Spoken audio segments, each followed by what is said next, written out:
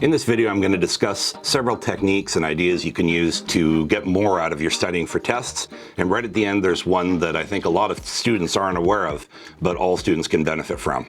Have you ever had this experience where you're preparing for a test and you spend hours and hours studying and getting ready and doing questions and getting some wrong, getting some right, and then you go to take the test after putting in all that work and you get a mark you didn't want?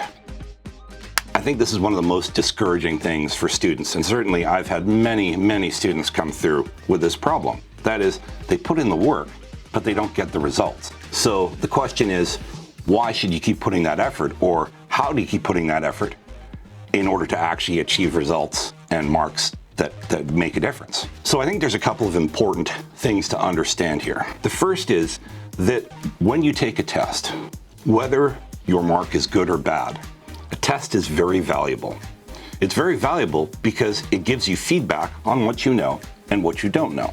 The trouble is, most people don't see tests as feedback. They see it as some sort of an affirmation or a mark. It's an achievement. It's not something that you're supposed to do things with.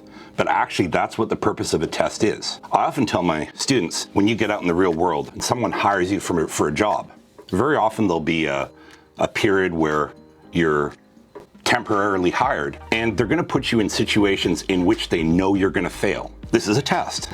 And the purpose of the test is not for you to succeed. They know you're not going to succeed. So maybe the boss gives you a report to do, and you bring it back and he looks at it and he says, "This is absolute rubbish. Take it away and fix it." And he chews you out for 5-10 minutes and sends you out of his office, which you don't realize as soon as you leave, he's laughing to himself. He's like, "Oh, that was kind of fun." He's not angry at you. He knew you were going to fail. What he wants to see is what you do now. Because as an employer, if I'm hiring you, I want you to be able to learn. So I can train you, and then you can go off and you can make money for me, and I don't have to watch you. What I don't want is people who come to me and I give them a test and they fail, and then they keep making the same mistakes over and over again, because that means I have to spend my time watching them, so they're not making money for me, and I'm not making money for me. Well, that's a lose-lose situation for everybody. So the important thing about tests is being able to learn from your mistakes. So what does it mean when you get a lousy mark on a test after putting in all that work? Well, it means the same thing as it means if you've been going to the gym and you're not getting results. It means your studying methodology, or in that case, your exercising methodology, is not effective.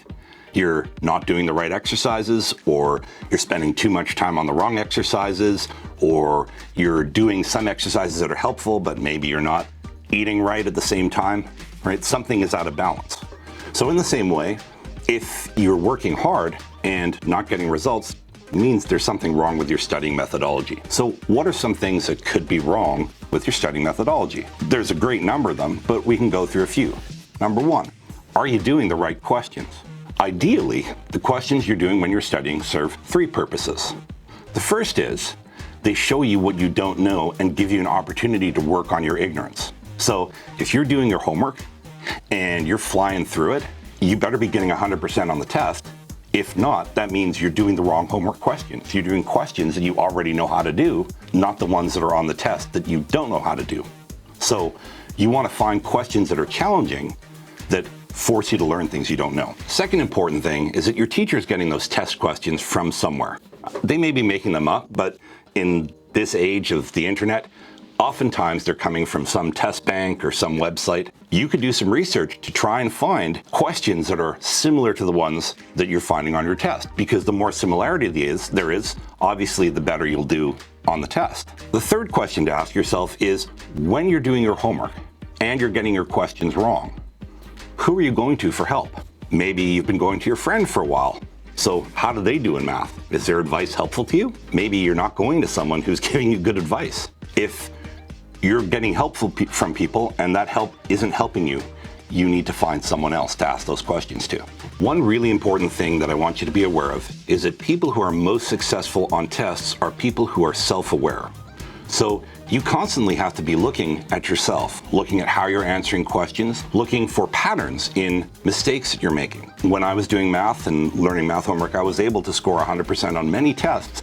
And one of the reasons was that I became very familiar with the types of mistakes that I consistently make. And then I was able to find ways not to stop making those mistakes, because I'm human and I still make a lot, but instead to find ways to trap those mistakes, to be able to catch them in the middle of the test so that I could fix them before I handed the paper in. For information about how to get 100% on tests, I recommend you check out my video on getting 100% in math.